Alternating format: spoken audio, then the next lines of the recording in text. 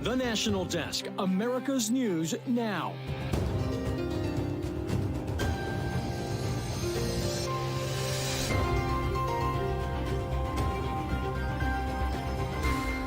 Over 2 months since the tragic Hawaii wildfires, some residents are finally getting to return home for the first time. Why they're not allowed to enter alone. New Jersey Senator Menendez rejecting calls for himself to resign after corruption charges. His explanation for the hundreds of thousands of dollars in cash found in his home. The allegations leveled against me are just that, allegations. COVID is on the rise once again, where you can get free at-home testing kits.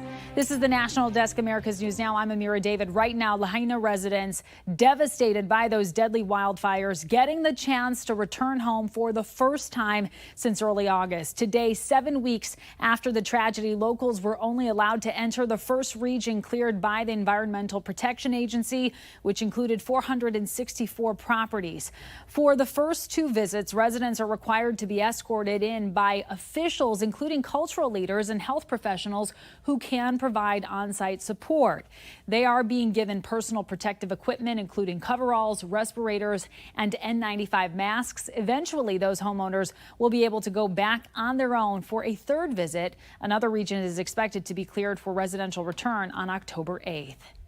Shares for media and entertainment companies were up this morning, fresh off the big news out of Hollywood. The Writers Guild and major motion picture studios finally reaching a tentative deal that will allow TV and film productions to resume 5 months after strikes against those studios first began. According to the Guild statement, all these issues were addressed in a way that they were very excited about. So it seems like no writers were really left behind here. Details of the agreement remain undisclosed, and union members still need to approve the deal, which could happen this week. As for those UAW strikes, negotiations continue today between the union and the big 3 automakers. Ford remains at the best position at this point to get a deal, but over the weekend, the company said there were still significant gaps to close on key economic issues. Over 18,000 workers remain off the job this evening after the union expanded strikes on Friday, and it comes as both President Biden and former President Donald Trump gear up to make visits to Michigan, Biden tomorrow and Trump on Wednesday, in a show of support to union workers. Trump intends to deliver a primetime speech while there, considered to be a snub to the Republican primary debate happening at the same time.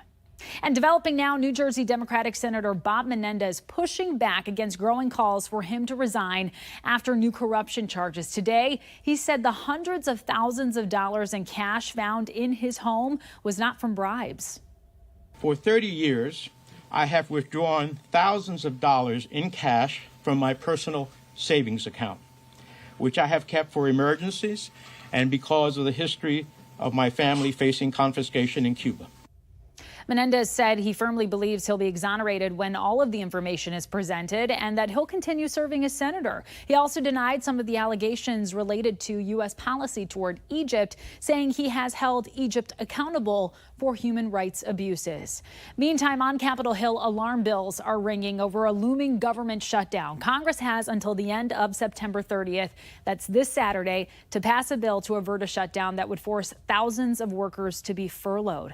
That's on top of the impacts to small business owners expected, who, according to a new Goldman Sachs survey, say a shutdown would hurt small business growth and innovation. 91% say a solution is critical. Another 70% believe their business would be hurt, and 93% argue their revenue would dip. At the same time, nearly all worry about government spending and the national debt. A government shutdown could mean loans from the Small Business Administration are paused. And a big day for the railroads of America. More than $1 billion has been awarded to projects improving railway safety. The Biden administration announced that $1.4 billion will go towards 70 projects in 35 states, with plans for track upgrades, bridge repairs, and other route enhancements. Major rail accidents are a key concern right now, particularly in the wake of the toxic East Palestine derailment. 2 new polls show low marks for President Joe Biden. This as Democrats are raising concerns over his electability for a second term. National correspondent Janae Bowens has a deeper look at the findings. New polls signal trouble for President Joe Biden. There's just this sort of skepticism of Biden based on this sort of, I think, thought that, he's basically too old to do the job. And that's expressed repeatedly in polls. 2 new polls show President Biden's disapproval rating hitting a new high of 56%. 3/4 of voters in both an NBC News poll and a Washington Post ABC News poll say his age is a key issue. And many are unhappy with his handling of the economy. Only 37% approve in the NBC poll, and 44% in the Washington Post ABC poll say they're worse off financially under Biden's presidency. That's the most for any president since 1986. You hear all of this great news, and then you go into the grocery store and you're still in the aisle where they sell the vegetables and the fruit. You haven't even turned around to the meat, and already you've spent $70. The president's allies are sticking by his side. I think he is the strongest candidate, and I believe very strongly that the American people believe that as well. But the president's recent flub while speaking at a Congressional Black Caucus event this weekend isn't helping. LL Cool J. By the way, that man's got biceps bigger than my thighs. The president earned the Donkey of the Day on the hip-hop morning show, The Breakfast Club. Joe Biden should not need a teleprompter to know there's not 2 J's in LL Cool J. This highlights the waning enthusiasm amongst younger voters, blacks, and Latinos for the upcoming election, all key demographics for Democrats. Biden's approval rating is bad, but it was also bad during the midterms last year. That was an election where the Democrats, did okay. Now, experts tell me polls a year out from the election can't tell the entire story, but as voters express concerns with both Biden and former President Trump, expect another close race next year if they face each other again. Amira. Yeah, Janae, age, a big topic here. What did these 2 polls reveal, if anything, about former President Trump? Right. So that NBC News poll shows 62% of voters have either major or moderate concerns about Trump facing different criminal and civil trials for alleged wrongdoing, including for trying to overturn the 2020 presidential election. Amira. Janae on Capitol Hill for us. Thank you so much. We move now to an update in the growing push to bar former President Donald Trump from election ballots. Today, lawyers for Trump argued in a Colorado state filing that an attempt to prevent him from appearing on the ballot should be dismissed as a violation of his free speech. It comes in response to a lawsuit in Colorado and in at least 7 other states urging officials to disqualify him, citing the 14th Amendment's ban on anyone who's engaged in an insurrection. Trump, meantime, scheduled to have his busiest stretch of the campaigning season this week since launching his bid for a second term in the White House. Today, he made an appearance at a South Carolina campaign office, and while on the tarmac in Charleston, spoke to reporters about his standing in the polls.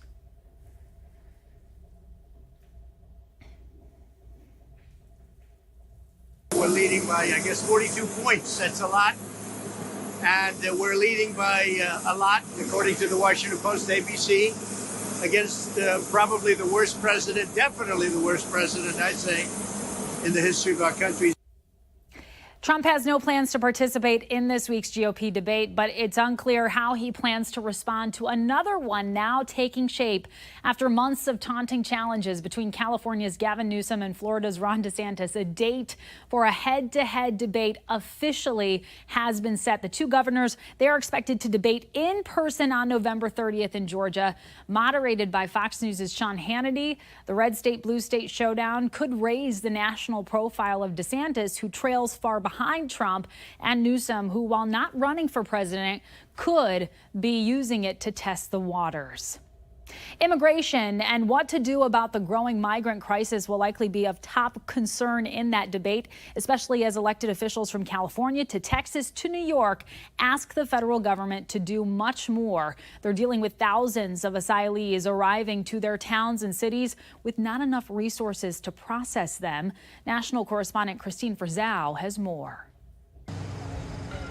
Despite the dangerous and at times deadly journey for migrants traveling to the United States, pictures like this tell a story that will continue, says Democratic Congressman Henry Cuellar. You got to deport people, and you got to show those images of people being deported. When was the last time we saw people going the other way instead of just seeing people flow in? The numbers of people encountered at the southern border last month just released, breaking an August record with more than 230,000 overall. A new Washington Post ABC News poll showing approval of President Biden's handling of the border at just 23% and disapproval at 62%. It's a national security threat, drugs and people on the terrorist watch list, economic security threat. Even the mayor of New York says it's too much. His city can't take it. New York City Mayor Eric Adams just announced he'll limit single adult migrants to just 30 days in city-run shelters, with fears the right to shelter laws there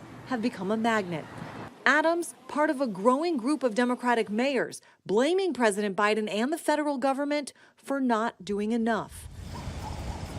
Without a plan from Washington, some state lawmakers putting forth their own to try to take business away from human traffickers and instead charge migrants $2,000 to be assessed and enter the country legally. It was found that they had $2,000 to $5,000 in their pockets because that's what they have to pay the cartel and the human smugglers to cross them. If we took that industry away and the state of Texas charged a processing for an ID with an RFID chip, so that we could process them through our dry land ports. There are signs relief could be ahead after a new agreement was just reached. Mexico has agreed to deport migrants from its border cities back to their home countries and to take new actions to deter migrants from entering the United States. I'm Christine Frizzell reporting. Christine, thank you. Up next is still hurricane season, and several new systems have formed in the Atlantic, including a tropical storm, the latest forecast for the U.S. Then every 9 minutes, a patient is added to the organ transplant list. We share the story of a woman trying to get more people to give the ultimate gift. And California homeowners put out a cooler filled with drinks and snacks for delivery drivers. We're going to tell you why the intended act of kindness didn't go as planned. We're back in just 90 seconds.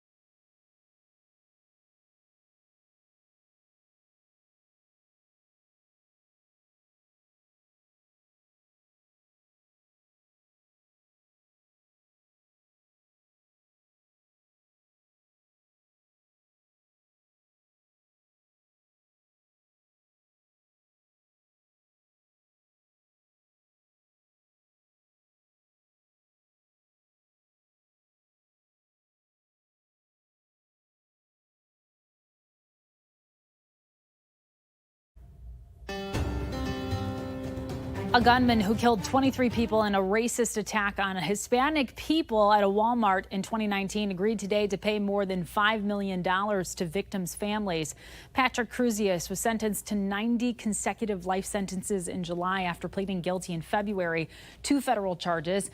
A date for a trial in state court has not yet been set.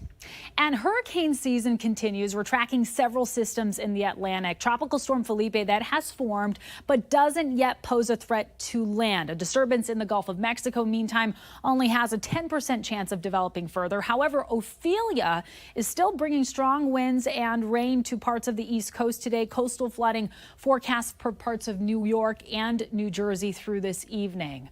Flooding in one part of the country, a drought in another. weather. For some in Louisiana, it's turning very serious. The drinking water supply there in New Orleans now threatened by a dwindling Mississippi River. The water there is so low that salt water from the Gulf of Mexico is creeping upriver and into drinking water systems. It could reach New Orleans before the end of next month. Officials are planning to barge in up to 36 million gallons of fresh water each and every day until teams with the Army Corps of Engineers can complete a more structural solution.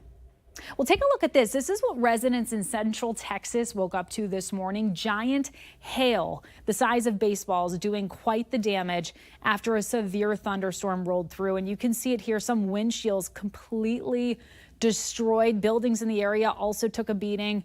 The weather delaying the Austin FC soccer game for several hours. Fall season is the start of sick season. Hoping to stave off the spread of COVID, the Biden administration has launched another round of free COVID tests. The program was stopped in May after the public health emergency officially ended, but the program has since returned. And starting today, each household can get 4 free tests. Just head to covidtests.gov. Amazon is investing up to $4 billion in artificial intelligence. Startup Anthropic, all of this to become a partial owner. Anthropic developers generative AI. Amazon announced the deal today, saying Anthropic will use Amazon Web Services and Amazon's AI chips and data centers. And customers using AWS will get special access to AI features. Okay, let's turn now to the latest in that Columbia, South Carolina tragedy. 3 teens dead, 1 hurt after a shooting there yesterday. The teens were hanging out in an abandoned house when 2 people arrived and started shooting. Authorities say there was an argument related to a burglary. Officials said today that they've arrested a 17-year-old and are still looking for other suspects. Meantime, in D.C., law enforcement tracking a brazen crime. Molotov cocktails thrown at the Cuban embassy last night. No major damage. No one was hurt, thankfully. And police now still looking for the persons responsible. The Cuban foreign minister called it a terrorist attack in a social media post. Every 9 minutes, a patient is added to the organ transplant list, which is why one woman is making it her mission to get more people to become organ donors. Medical reporter Liz Bonis shares her story. Hey there, hello to you. A daughter with a personal connection to organ donation speaking up today to try and dispel myths that keep people from signing up to become an organ donor.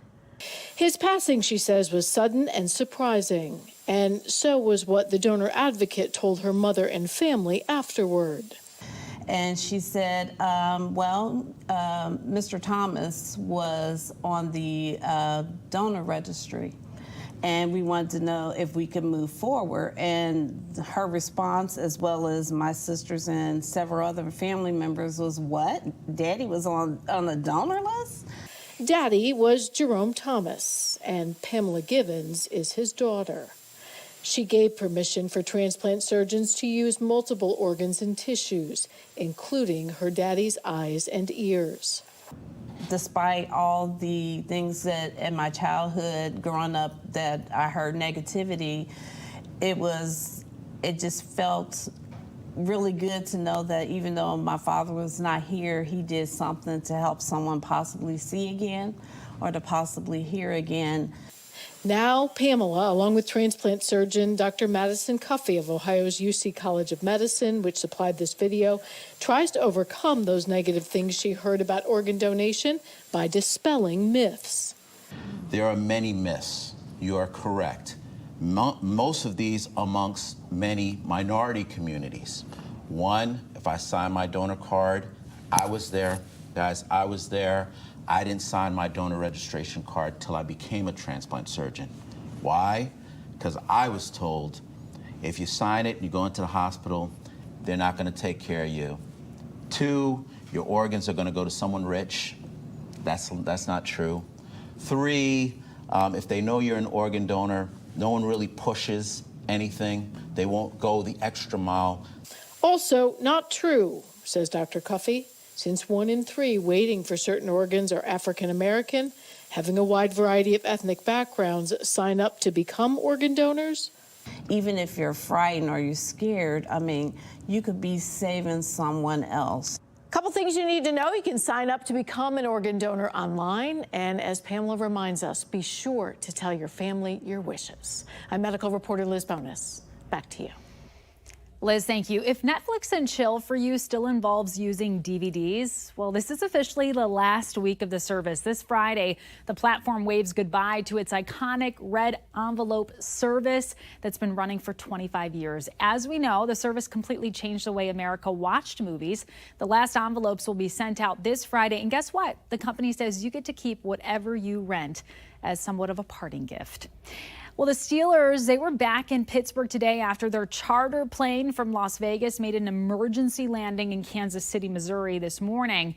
The team was traveling back after they beat the Raiders last night. The plane landed due to an oil pressure failure in an engine. A spokesperson said everyone who was on the plane is safe.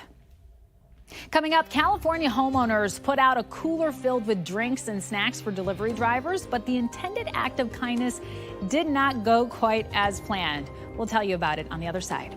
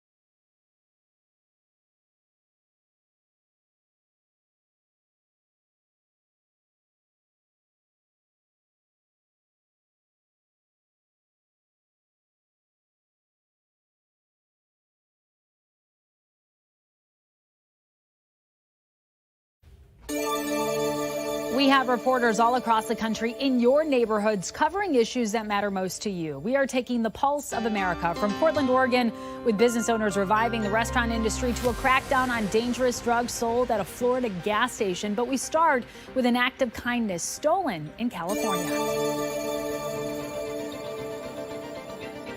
Caught on camera, a guy walking up to the Navarros' house who then takes a look inside the red cooler, picks it up, then stops, sees another cooler to his left, checks that one out, then goes back to the first one he picked up and takes off with it. I was mad because it's like, they came up to my porch, took something that wasn't theirs.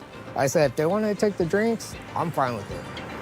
But take the whole cooler and everybody else suffers over it? No. For about a year and a half now, they have been putting out a cooler filled with drinks and snacks for them. They say they fill them up weekly. They're working and it's hot, and my son is a delivery driver and my son-in-law, and they said it makes a big difference for their whole mentality when people do that kind of stuff. Dana picked up the act of kindness idea to show a small token of appreciation for those who drop things off. So we know that there's improvement. I think there's still a long way to go, but there's no better way to help move a neighborhood forward than to have foot traffic heavy places like restaurants, bakeries, bars. Nate Tilden is in the process of expanding production at Olympia Provisions and opening new restaurants such as Grand Amari on Southeast Grand. There's a lot of issues going on, but there's also a lot of amazing things happening. We're making restaurants here. Our belief is that by making an amazing meal, we will convince people to stay here. Both owners tell me they see businesses as a key role in bringing the city back to life. There's no switch to flip. We have to do the work. We have to build our community. We have to reach out and find our Portlanders and find people who want to be in Portland. Tourism that comes in and say, look at this place. It is amazing. We have an amazing culture.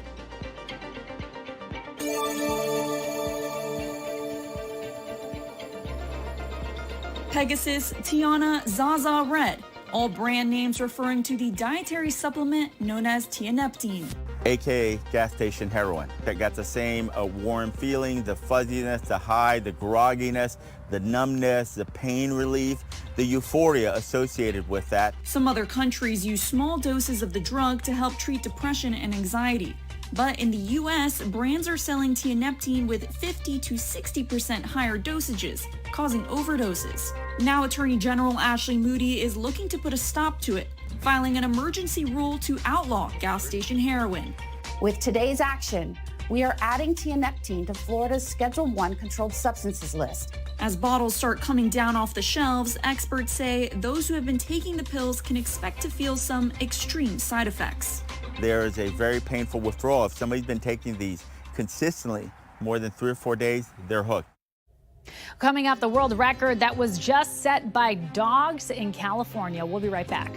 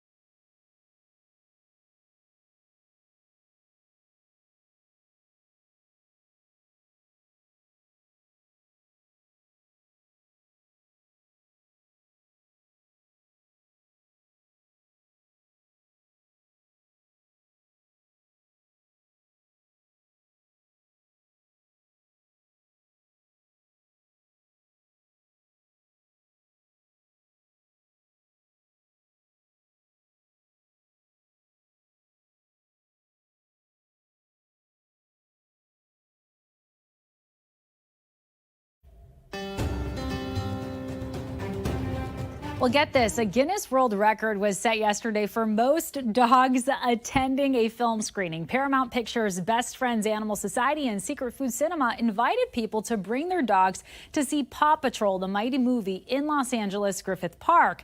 219 dogs and their owners showed up. The movie will open across the U.S. this Friday, but pretty cool showing there.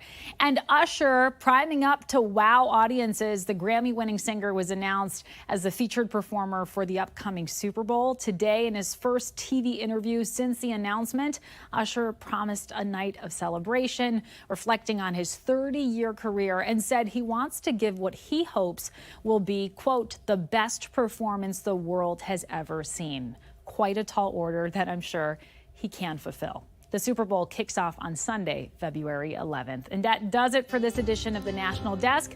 We invite you to join us again this evening for more coverage on your top stories. Just check your local listings. I'm Amira David. Thanks for watching.